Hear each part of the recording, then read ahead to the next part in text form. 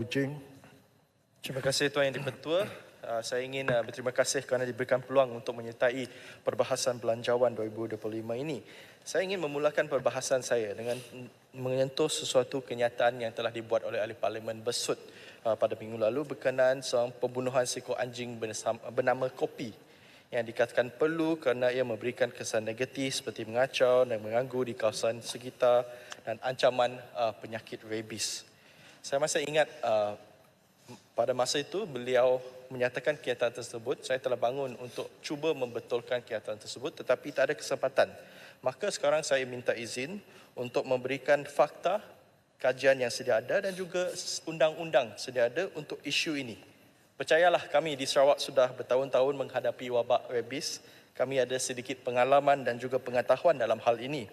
Pertama sekali, apakah undang-undang yang kita ada sedia? Ada. Di bawah Akta Kebajikan Haiwan 2015, menyediakan 3 peruntukan utama mengenai kekejaman haiwan. Seksyen 29, seksyen ini melarang kekejaman terhadap haiwan, menggariskan tindakan yang dianggap kejam termasuk menyebabkan penderitaan atau kemudaratan yang tidak perlu. Seksyen 30 melarang membunuh haiwan dengan menggunakan cara yang kejam dengan memperincikan bahawa sebarang perbuatan membunuh mestilah berperi kemanusiaan, bukan menembak mati seperti dalam kes ini. Dan juga Seksyen 31 memperuntukkan denda sebanyak 100,000 atau dipenjara sehingga 3 tahun ataupun kedua-duanya sekali. Jadi bagi saya ini adalah tanggungjawab bersama untuk kita merealisasikan peruntukan undang-undang ini.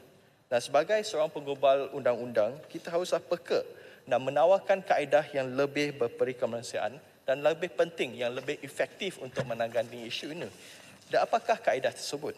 Berbagai kajian, pengalaman dari negara lain termasuk laporan World Rabies Association, laporan kajian Zoonosis and Public Health, saranan dari WHO, World Organization for Animal Health WOAH dan Food Agriculture Organization FAO, kaedah yang paling efektif dan berperi kemanusiaan adalah TNVR ataupun dengan izin Trap, Neuter, Vaccinate and Return. Ia boleh membolehkan haiwan menjalankan kehidupan mereka tanpa menyumbang kepada pembiakan yang berlebihan di sesuatu kawasan. TNVR juga menyediakan faedah kesihatan di mana apabila kita mengembirikan haiwan tersebut, ia boleh membawa kepada kesihatan lebih baik, mengurangkan risiko penyakit dan juga kecenderungan terhadap tertentu yang berkaitan dengan perayaan ataupun pergaduhan antara anjing liar. Saya berikan beberapa kejayaan TNVR. Majlis Bandaraya Pulau Pinang telah mengembirikan 6,000 lebih anjing liar sejak dilaksanakan dan ia telah mengekang pertambahan anjing liar tersebut. Selangor, kerajaan tempatan telah mengembirikan sekitar 2,000 ekor anjing liar. Kuala Lumpur, 1,500 pada tahun 2022. Malah satu contoh lain di luar negara, di Forest City, California, di mana 175 kucing pada awalnya jumlah kucing liar di kawasan tersebut telah menurun sebanyak 99.4% apabila mereka melakukan program TNVR tersebut. Jadi apakah langkah kita selepas kes Kopi ini? Saya menyeru agar badan-badan kerajaan seperti pihak berkuasa majlis haruslah dilatih dengan TNVR, kaedah TNVR ini. Saya harap kerajaan KPKT juga akan memperuntukkan beberapa dana untuk inisiatif TNVR ini kepada setiap negeri. Majlis tempatan juga haruslah bekerjasama dengan NGO untuk menggunakan kepakaran dan juga rangkaian sukarelawan yang mereka ada untuk mempromosikan kaedah yang baik supaya ada amalan dan juga standard antarabangsa untuk menguruskan populasi anjing liar di negara kita. Tuan Yang di-Pertua, saya menyambut baik hasrat dan juga arahan Perdana Menteri yang bukan hanya telah mengarahkan khazanah untuk melakukan audit dalaman bagi menyiasat kerugian pelaburan dalam Fashion Valley, tetapi juga mengarahkan Jabatan Audit Negara untuk melakukan pengauditan terhadap 2,000 syarikat berkaitan kerajaan GLC. Ini satu isu yang sangat penting, bukan saja kerana melibatkan kerugian wang rakyat yang banyak, tetapi menyentuh tentang perkara yang lebih penting ataupun dengan izin the elephant in the room, iaitu tata kelola dan accountability dalam pengurusan GLC dan GLIC ini. Untung rugi memang bukannya parameter tunggal dalam sesebuah pelaburan. Untuk rekod, contohnya syarikat Grab pada mulanya juga ada mengalami kerugian sebelum mereka dapat pelaburan, sebelum listing mereka juga. Tetapi ada value, ada potensi dalam syarikat tersebut. Jadi apa yang isu yang kita harus lihat dan fokus? pada isu ini ada dua perkara. Nombor satu, bagaimana Fashion Valley ini boleh mendapat investment atau pelaburan daripada GLC kita, wahal syarikat-syarikat lain, contohnya Grab, tidak dapat bantuan yang diperlukan. Sekarang Grab unicorn di Singapura. Dengan izin, it's a missed opportunity. Syarikat Fashion Valley ini mendapat suntikan bukan hanya 1-2 juta, tetapi lebih 40 juta. Soalannya, bagaimana jumlah ini ditentukan? Apakah proses penentuan kuantum yang diberikan? Alasan yang saya baca untuk pelaburan ini adalah untuk memperkasakan bisnes Marine Putra. Dan ini saya sokong sepenuhnya. Tapi jumlah dana tersebut, jika ia digunakan dengan baik, boleh memperkasakan beratus-ratus bisnes Marine Putra dan bukan Marine Putra yang lain. Berapa ramai startup orang muda keluar ke negara untuk dapat funding kerana dalam negara mereka bagaikan pengemis. Jadi apakah proses pemilihan supaya semua rakyat Malaysia menikmati suntikan saja, bukan orang yang ada kabel atau ada geng-geng elit negara saja? Isu kedua, macam mana GLIC atau GLC ini membuat satu pelaburan berugi berjuta-juta untuk banyak tahun tapi tak ada proses pemantauan, accountability atau safeguard walaupun dah lama rugi. Kalau saya seorang investor, saya melabur satu jumlah yang besar, takkan saya tidak memantau pelaburan saya dan biar rugi bertahun-tahun begitu saja.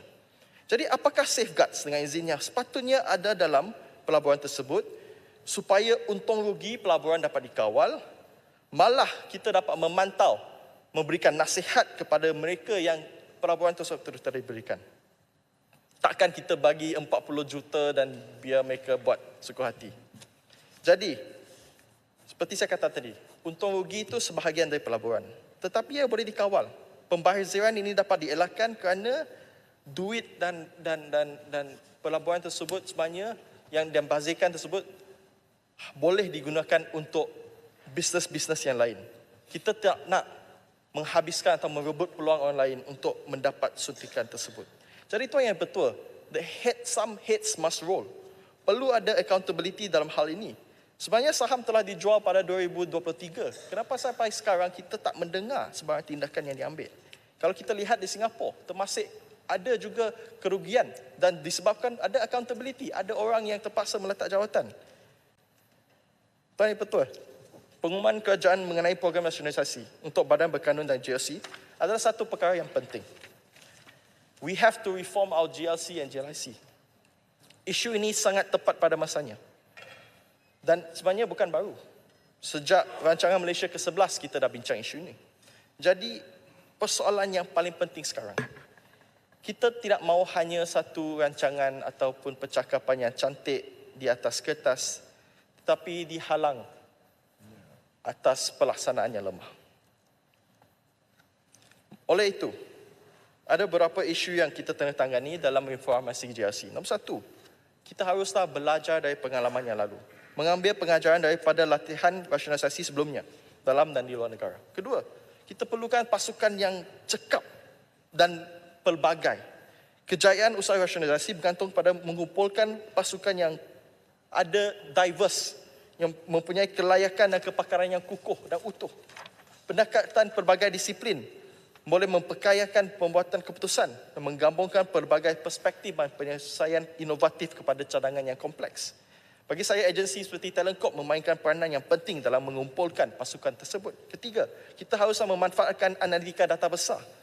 Menggabungkan analisa data besar ke dalam perancangan tenaga kerja adalah penting dalam landscape tersebut. Empat, transformasi yang bantan. Kemampanan adalah penting dalam proses transformasi. Kelima, penyelesaian juga haruslah menyiasatkan penjimatan kos operasi yang ketara. Kita haruslah menambah baik pengalaman pelanggan, mesti menjadi keutamaan. Kita haruslah menyampaikan perkhidmatan yang lebih pantas, lebih cekap kepada rakyat, pelabur, pengusaha mikro, kecil dan sederhana. Kalau kita dapat lakukan dengan baik, kita dapat meningkatkan sumbangan PKS kepada keluaran dalam negara kasar daripada 39% hingga 41% seperti yang disasarkan dalam Rancangan Malaysia ke-12. Kesimpulannya, rasionalisasi Badan Berkanun dan GLC di Malaysia sebenarnya adalah memberikan peluang berharga untuk kita meningkatkan kecekapan, accountability dan juga penyampaian perkhidmatan dalam sektor awam. Jadi saya bercadang dalam isu berkepentingan tinggi ini, sepatutnya ada pelibatan lebih banyak ahli parlimen di sini. Saya berharap semua pelaburan berkepentingan ataupun penyata kewantian di setiap GLC, GLIC dapat dibantangkan di parlimen, terutamanya di JKPK, Jawatan Khas Parlimen Kewangan. Dan jika mungkin kita wujudkan satu jawatan kuasa khas parlimen untuk reformasi GLC dan JLIC ini untuk mendapatkan input daripada ahli parlimen duipartisan yang berpengalaman dalam hal ini. Tuan Yang Dipertua, saya akan habiskan dalam isu ini. Persediaan untuk Malaysia menjadi negara menua atau dengan izin super age country. Nombor satu, kita ada satu krisis populasi menua. Malaysia diramalkan menjadi negara super age dalam masa 30 tahun yang akan datang. Dalam perbahasan sebelum ini, saya telah tekankan tentang kos kesihatan yang tinggi. Pada hari ini, saya ingin membawa satu aspek yang lain. Menjelang 2040, 33% daripada pekerjaan akan berada dalam sektor tidak formal, menyebabkan ramai pekerja tanpa jaminan pendapatan di hari tua yang pasti. Hari tua yang nanti. Pada masa kini, 51% pencalon kira PSP di bawah umur 55 tahun mempunyai simpanan kurang daripada RM10,000. Bermakna hanya RM40 sebulan dalam tempoh 20 tahun. Statistik yang membimbangkan ini menunjukkan risiko kemiskinan yang meluas di kalangan pesara jika tiada reformasi digubalkan dan dilakukan. Kesan sosial dan ekonomi jika tiada tindakan. Jika Malaysia gagal menangani simpanan persaraan yang tidak mencukupi dan kekurangan perlindungan pensyen, negara akan menghadapi cabaran sosial dan ekonomi yang ketara. Populasi warga emas yang semakin meningkat tanpa pendapatan yang mencukupi akan membawa kepada peningkatan kadar kemiskinan, kos penjagaan kesihatan dan ketidaksamaan sosial. Selain itu, beban penjagaan mungkin akan beralih kepada generasi muda, memburukkan lagi tekanan kewangan kepada seisi keluarga. Jadi keperluan sistem insurans sosial komprehensif. Banyak negara kita telah beralih kepada sistem kumpulan wang simpanan kepada skim pensyen yang komprehensif untuk menjamin persaraan yang stabil. Saya rasa Malaysia mesti mempertimbangkan peralihan ini untuk memastikan kestabilan sosial dan ekonomi bagi penduduk yang menenua. Kita kena mewujudkan sistem insurans sosial seperti yang dikatakan oleh Segamat tadi. Saya telah bahas sebelum ini. Akan menjamin pendapatan persaraan tapi juga mengurangkan kebergantungan kepada sistem sokongan yang tidak formal yang mungkin tidak mampan apabila populasi yang mengangkat. Oleh itu yang dibetul saya bercadang agar kita memperluaskan skim perkeso contohnya SKSSR untuk melindungi pekerja yang penjagaan tanpa gaji. Kenapa yang penting? Nombor satu, pengiktirafan pekerjaan penjagaan tanpa gaji. Pekerjaan penjagaan tanpa gaji seperti penjagaan kanak-kanak, warga emas atau ahli keluarga yang kurang upaya seringkali tidak diiktiraf walaupun peranannya yang kritikal dalam menyokong sebuah keluarga dan komuniti. Kalau kita memperluaskan SKSSR untuk merangkumi pekerjaan ini dan menawarkan perlindungan sosial yang amat diperlukan oleh setiap individu, terutamanya kaum wanita yang menyediakan penjagaan penting tanpa gaji, kita dapat menjaga mereka, memastikan bahawa golongan ini tidak diabaikan, tidak dipinggirkan dan mereka dijaga apabila mereka menua. Kerana tanpa perlindungan sosial, mereka terdedah kepada kemiskinan, terutamanya seperti katakan tadi pada usia tua. Jika pekerjaan ini tidak dilindungi, beban kewangan kepada keluarga dan masyarakat akan meningkat kerana bergelut untuk menyokong mereka tidak mempunyai simpanan persaraan atau pekerjaan. Bandar Kuching. Ya. Mohon pandangan sikit. Saya tak ada masa tapi saya bagi 10 Timbalan saat. speaker boleh. Silakan, Terima kasih. Tuan Muhammad Gulam. Jadi saya tertarik dengan cadangan Bandar Kuching tadi dan saya ingin tambah sikit mohon pandangan Bandar Kuching. Memandangkan SKSSR skim ini memang popular di luar sana. Ramai rakyat yang kerja sendiri memang peminat untuk subscribe untuk jadi pencarum. Dan ramai yang bekerja di Singapura juga, mereka juga peminat mencarum dalam skim SKSSR ini. Kerana apabila mereka ulang alik antara Singapura dan Johor Bahru, kalau berlaku kemalangan di Singapura, tak ada masalah. Di sana ada insurans untuk cover mereka semua. Tapi apabila mereka ulang alik tiap-tiap hari, berlakulah kemalangan di Johor. Itu berlaku masalah dan langsung tak ada insurans yang cover untuk mereka. Dan langsung tak ada apa-apa benda selain kalau mereka ada insurans private Dan itu yang biasanya jadi masalah, keluarga terus bertepan dengan isu kewangan dan berbagai isu lah. Jadi mohon pandangan Bandar Kuching sama ada kita perlu ada satu skim atau memperluaskan skim SKSSR untuk memberi perlindungan kepada pekerja warga Malaysia yang kerja di Singapura yang ulangi tiap-tiap hari antara dua negara. Terima kasih, saya sangat setuju dan saya ingin izinkan untuk masukkan dalam ucapan saya dan saya akan akhiri dengan cadangan terakhir. Memang kita lihat faedah jangka panjang memperluaskan SKSR ini. Kita memberikan perlindungan sosial kepada pekerja jagaan tanpa gaji. Kita bukan saja dapat meningkatkan kesejahteraan golongan terbabit, bahkan meningkatkan perpaduan sosial dan produktiviti ekonomi. Kita memastikan pekerjaan ini dilindungi untuk mengurangkan jurang ketidaksamaan jantina, mengurangkan kebertanggungan kepada sokongan kewangan keluarga dan juga menyumbang kepada kestabilan kewangan yang lebih besar dalam jangka masa panjang.